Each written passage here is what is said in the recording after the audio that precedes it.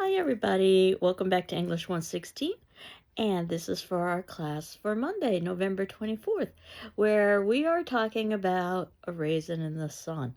And as you know, we saw two different performances. There was the Sidney Poitier, which is considered to be the definitive performance, in part because Lorraine Hansberry worked on the screenplay herself. And you can really see that that film version is a true reflection of the play. Now, that's not to say that there aren't changes that are made. Lorraine Hansberry took advantage of the fact that she could have outdoor scenes. Obviously, the stage limits you when you are doing a play, but since she was doing a screenplay, she could give us outdoor scenes. One of my favorites is when Walter is going to the bar that is called the Kitty Cat Club, and you might have noticed that that's all spelled with K's, which is three K's in a row, which is KKK. Hansberry is a very deliberate, intentional author, as we will talk about in terms of A Raisin in the Sun. And some pieces were left out, which was oftentimes the case and is oftentimes the case in productions just because of length. Some of the pieces are small, or probably the biggest piece is an entire character by the name of Mrs. Johnson, who plays, in effect, a nosy neighbor. But she also is, I think, illustrative of some of the obstacles that the Younger family is going to be experiencing. Mrs. Wilhelmina Othella Johnson, she calls herself, and names are going to be very important in this play, as we'll talk about. Goes to the Younger apartment supposedly to offer support, but it seems like she's taking a sense of delight in the fact that they might be experiencing difficulty, even violence. And the interchange is, I think, very illustrative of the fact that the Youngers not only have to fight against individuals like Mr. Lindner, but also have to fight within their own community. Reminds me a little bit of the short story Invisible Man, where all of the boxers are fighting against each other. Rather than Mrs. Johnson being truly supportive of the family, we get the sense that she's envious and even takes a certain level of delight in the fact that they may not be successful, that they might be just aiming a little bit too high, as she says, but more on her later. The reality is that you can see the play in its entirety, including Mrs. Johnson, in the 1989 Danny Glover version that I had provided a link for. And I encourage you to watch at least just a few minutes so that you can see a difference. If nothing else, that 1989 version was filmed on a stage, so that's going to be a very different kind of experience, obviously, than a film version. But of course, since we're filming on stage, we get some of the conventions of film, such as close ups. But you can find Mrs. Johnson's scene and some of the other deleted scenes as well, but the runtime is considerably longer. So usually what I do in my face-to-face classes is I show the last 15 minutes or so when Walter gives his speech about how he's ultimately going to take Mr. Littner's offer, and then Benita responds in a horrified manner, and then ultimately Walter, when he has to address Mr. Lindner with his own son present, Walter's own son present, realizes that dignity is much more important than money. And this is where we get our quote happy ending, unquote, in that Walter is transformed. And one of my favorite lines is when he talks about, and my sister is going to be a doctor. And this is very much in contrast to the Walter we met earlier on in the play when he basically told Beneatha, why can't you just get married or be a nurse like other women and shut up? Lots of themes in this play, so it isn't just racism, it's sexism and intergenerational conflict and classism as well. One of the reasons why this play is so highly esteemed is because it's got so many themes and it gives the sense of realism. So I suspect this might have been the easiest play of the three plays that we've studied for you to read and watch. Certainly Oedipus the King, we know we were reading and watching a translation, but it's a different time period in a different culture, and also written in poetry, which is not the way most people speak.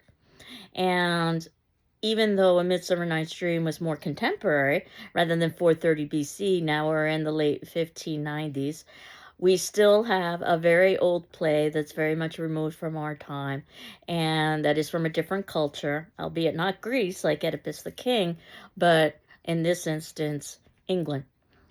And finally, oh, and of course, the characters are also sometimes speaking poetry. In this particular play, it's a poem that inspired the title, A Raisin in the Sun, which I'll talk a little bit more about.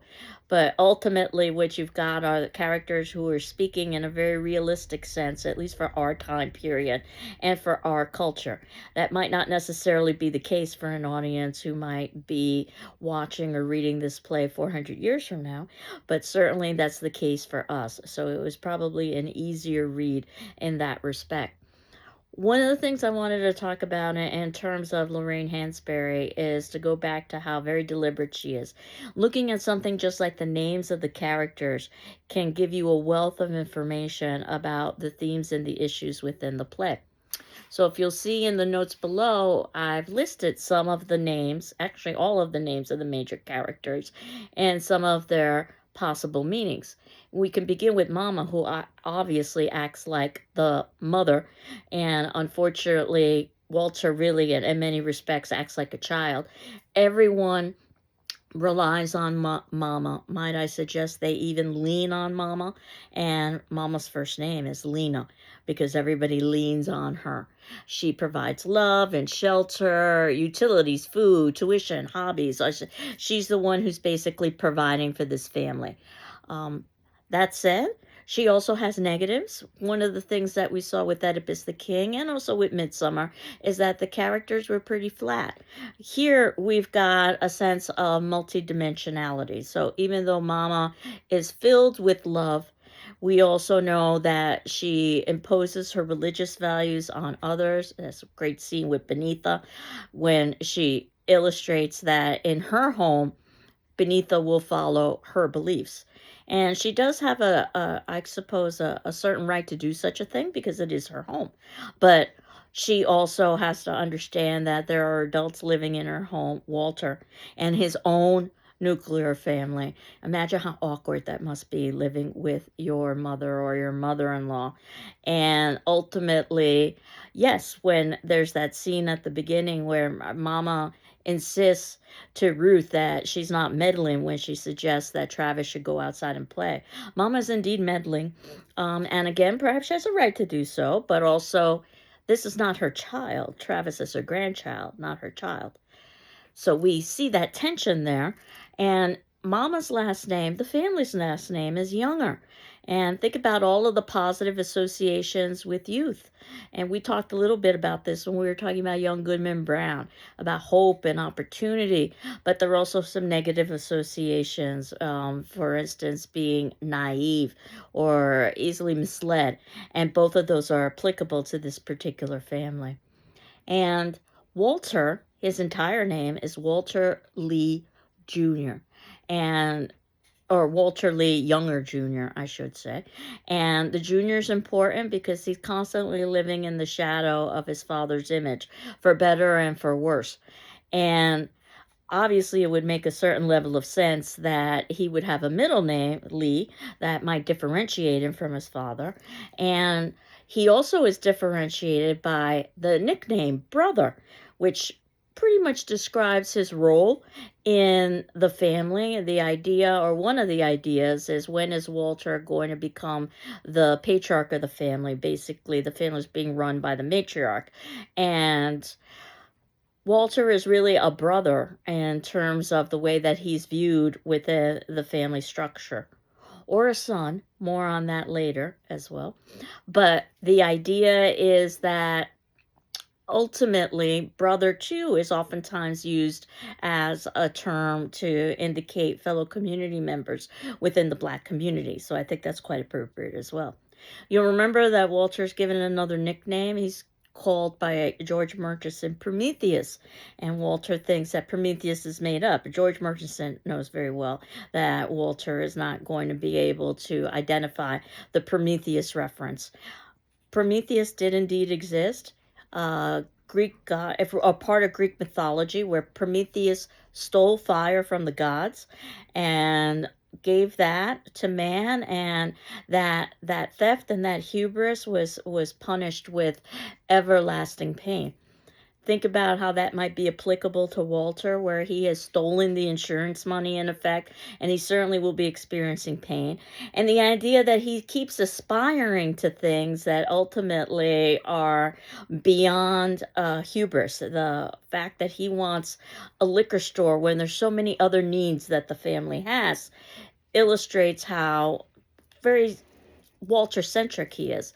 However, one of the things you'll see when you read the text that's different from the film version is that we get a softer side to Walter. There's a wonderful scene that is only a couple minutes long and that is cut out of the film but is included in the stage version that I had indicated on our previous Moodle site, where Walter is talking about some of his ambitions for the future. And he's talking to his son Travis. And basically, what he tells Travis is that he's hopeful that after this business transition, they're going to be in a very different economic position. So that about 7 years down the road, when it comes time for Travis to pick a college, he'll have all of the college catalogs surrounding him and he could choose any college he wants. Money won't be an issue. And Travis can decide to do whatever he wants. And again, money won't be a motivator for that. And if you think about the American dream, which is what this play is really centered on, and it's evident in the poem in which the title comes from, because the poem is called Harlem by Langston Hughes, and the first line is, "What happens to a dream deferred?" And all of these family members are experiencing deferred dreams. And the first question is, perhaps it dries out like a raisin in the sun. And imagine a raisin that already has lost some moisture in the sun. Obviously, it would continue to lose moisture in any kind of life force that it has. A raisin is basically a dried grape. And the idea of also the fact that in this particular poem where we talk about dreams, some of the other things that can happen is that they can run like a sore, or they can explode. And I think we see this element to Walter where he's so consumed by his desire for this liquor store that he's willing to risk anything and anyone, and the consequences are pretty significant. So I think the Prometheus title suits him quite well. Ruth is a biblical reference. So if you know your Bible, Ruth was a long-suffering daughter-in-law in the Bible, which suits her quite well in this particular play. Think about how she's continually torn between Mama and Walter with her loyalty. She's probably more like Mama, but she, of course, feels more loyalty to Walter. She's contemplating abortion, even though it's illegal in this time period. So think about what this means from a medical perspective, and also what this means from a religious perspective, especially for a religious family. And she, at the ending, says that, she's so desperate that she's willing to strap that baby on her back and clean all of the kitchens in Chicago if necessary. That's how dire the situation is. And Travis Younger, her child, is one of the reasons why the situation is so dire. And notice that Travis is not named Walter the way one would expect. We have a grandfather and a father named Walter. One would think that perhaps the third generation would be a Walter. But Travis is not supposed to necessarily mimic the previous generations. Idea is that he can achieve more, that he can achieve better, that he can do different. And I think that's illustrative in the idea that he is given a different name rather than Walter. At the beginning of the play, we see him wanting to get some money that he needs for school, and he asks if he can carry groceries, which we can see as a positive because he's willing to earn money. But we can also see as a negative in that he's so young and he's already so concerned with money. And we see what it's doing to his father being that concerned with money. But something as small as Travis deciding to buy his own gift for Mama when they move into the new neighborhood, rather than going in with everybody else for the gardening tools, he ends up buying her something different. It goes to show his personality, that he's not necessarily going to be doing what everybody else does. And again, if you think about some of the elements of dreams in this play, particularly the American dream, because the poem upon which it's based is called What Happens to a Dream Deferred. And this play very much examines the American dream, which is usually thought of as home ownership. And of course, that's one of the major elements of this particular play. And it's thought of as opportunity for education. And again, with Beneatha, I think that's very illustrative of her pursuit of the American dream. Business ownership, and that's the other root, or sometimes both are combined. And we see how Walter wants to basically be independent and own his own business. The fact that each generation is supposed to do better than its previous generation is the hope for Travis, with the college catalogs surrounding him in Walter's fantasy life, at least. And the idea that you've got safety, white picket fence, a backyard, and perhaps you're playing with a puppy.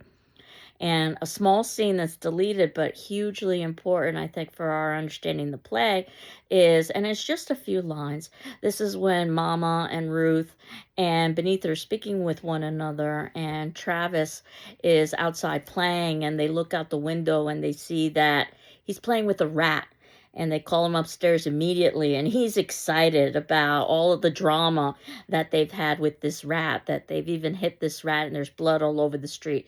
And of course, his family is horrified, and that goes to show how dire things are. In the American dream, a child would be playing in the backyard with their puppy. In this household, a child is playing on the street with a rat, just to illustrate how far removed they are from that American dream.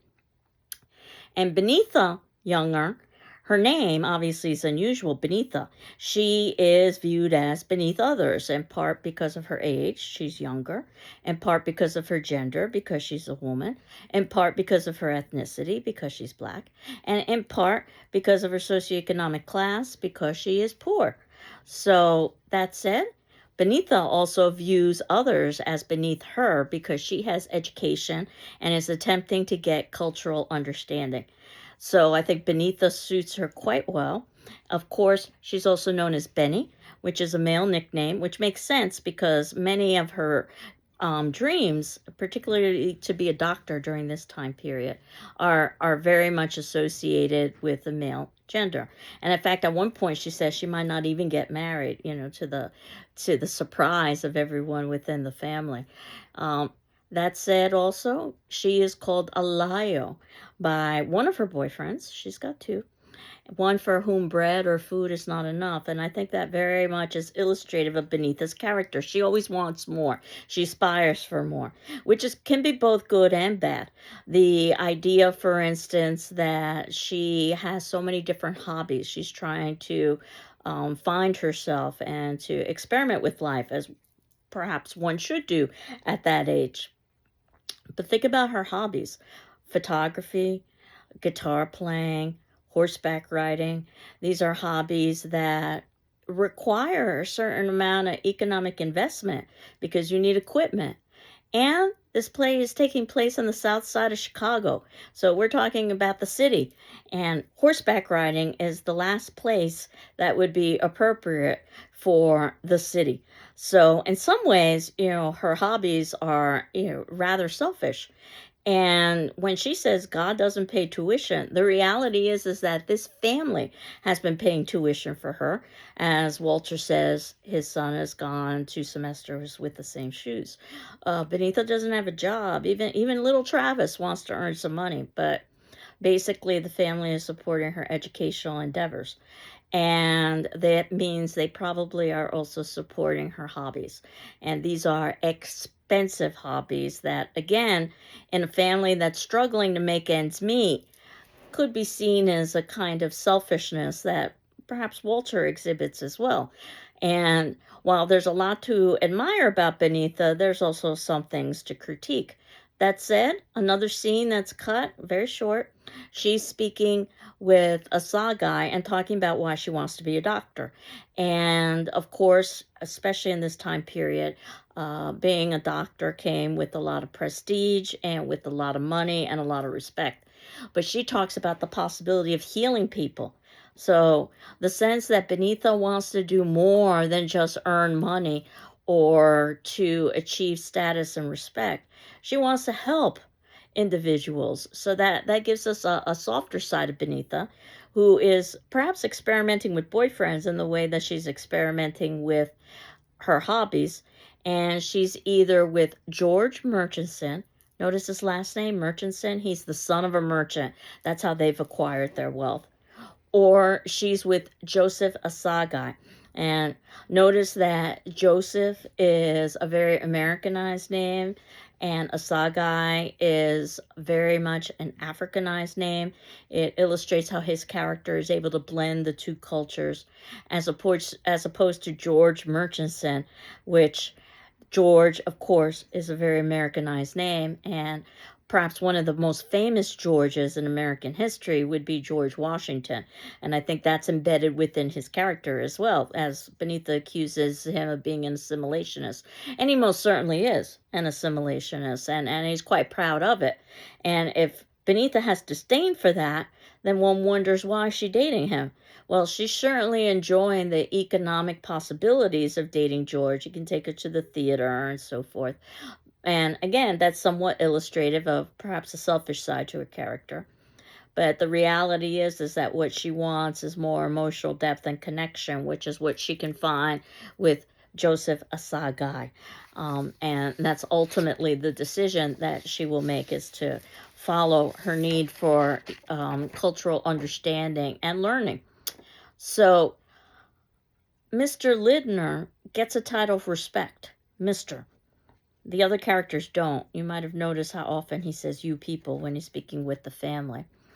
I think that's quite important because the family will never have that level of respect from people like the welcoming committee, who are doing the exact opposite of welcoming. And going back to Mrs. Johnson, Mrs. Wilhelmina Athela Johnson. Now, Johnson's a common name.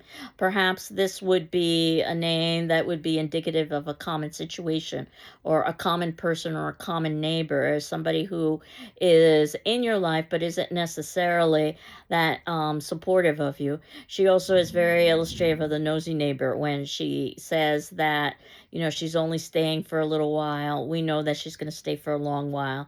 When she says that, she can't go to sleep without her midnight coffee, we know very well that what she's doing is that she's hinting that she wants to be given some coffee. Her full name, which she says, Mrs. Wilhelmina Athela Johnson. Wilhelmina is the feminized version of Will or William, and a very famous William is William Shakespeare, who wrote a play called Othello, and Athela is the feminized version of Othello. And if you know the play Othello, it's a tragedy in which a black-skinned individual marries a very fair-skinned woman, Desdemona, and the fallout that occurs after that particular union, including with what Othello believes is his best friend, Iago, but really he's a master manipulator. And Lorraine Hansberry knew that there would be parallels that she could utilize with Shakespeare's Othello in her play A Raisin in the Sun, which is why we get the name of Othello. And one of the things that I always admired about Hansberry is how she was able to mix tragedy, and Othello's definitely a tragedy, and there's certainly tragic elements in this play, but she's also able to mix comedy. And there are also humorous parts of this play. And it's one of the reasons why I didn't want us to read a tragedy. And I believe the tragedy that is in the Shakespearean tragedy. And I believe the Shakespearean play that's included in the most recent edition of our textbook is actually Othello, if you ever wanted to read that. But instead, I wanted to give you a comedy to kind of lighten things up. And while we had Oedipus as our tragedy, probably the most famous tragedy ever written, and we've got Midsummer Night's Dream as our comedy, then ultimately Raisin in the Sun is a mixture of two of the genres as well. Now, the two individuals that Walter goes into business with, Bobo and Willie, you might know that a Bobo means an idiot. It also means a clown. And might I suggest, even though I don't have a degree in finance, that it's not a good financial move to give all of your money to Bobo, which is what ultimately Walter does. And Willie Harris, Willie is a slang term for penis. And this is basically the way that Willie acts towards Walter. The character that most people leave out, because it's not human, is the plant. And I would suggest that that plant is as much of a character as any of the other characters. In fact, that plant serves as a wonderful symbol for the family, that it's barely surviving. And it's surviving without enough sun, mostly because of mama's love. And that could be said of the family as well as the plant. And the plant basically needs a bigger pot, much like the family needs a bigger residence. When they keep talking about the bathroom, one of the reasons why is because multiple apartments on a floor of an apartment building would share one bathroom. So this would be a large apartment that would have been broken up into several smaller units. So there's high competition for the bathroom. Keep that in mind when you think of Mrs. Johnson, because chances are that she's on that floor sharing a bathroom with this family as well. That's how close they are, and yet how distant they are as well. That Mrs. Johnson serves as another kind of obstacle in the way of the younger family. And Benita says quite tellingly after Mrs. Johnson leaves, if there are two things we as a people have got to overcome, one is the Ku Klux Klan, Benita says. The other is Mrs. Johnson. Just to kind of illustrate the parallels between someone like Mrs. Johnson and the Ku Klux Klan, and that both are standing as barriers for improvement for the younger family. So, Raisin in the Sun. And of course, it comes from the poem, What Happens to a Raisin in the Sun? Does it dry out? And of course, it would lose its life force. But if you also think about color imagery, raisins are dark, sunshine is light, and definitely the idea of black and white and light and dark play a role in this particular drama. And if you think about the word raisin as perhaps the way that you might pronounce raising if you dropped your G, this whole play is about raising up somebody's status, raising family members, including sons, not S-U-N, but S-O-N.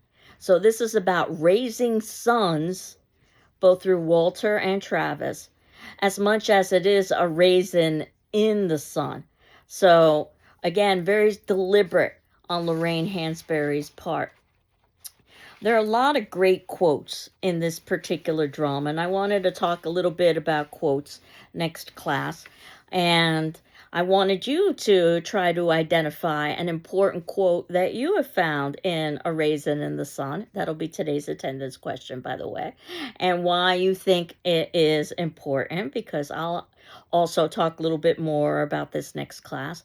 Suppose one of the central questions of the play is, should Mama have given the insurance money? It's something that you grappled with as well to Walter. And I've asked this question to many classes, and of course the answer is complex, as humanity is complex, and as literature illustrates by showing the complexity of humanity.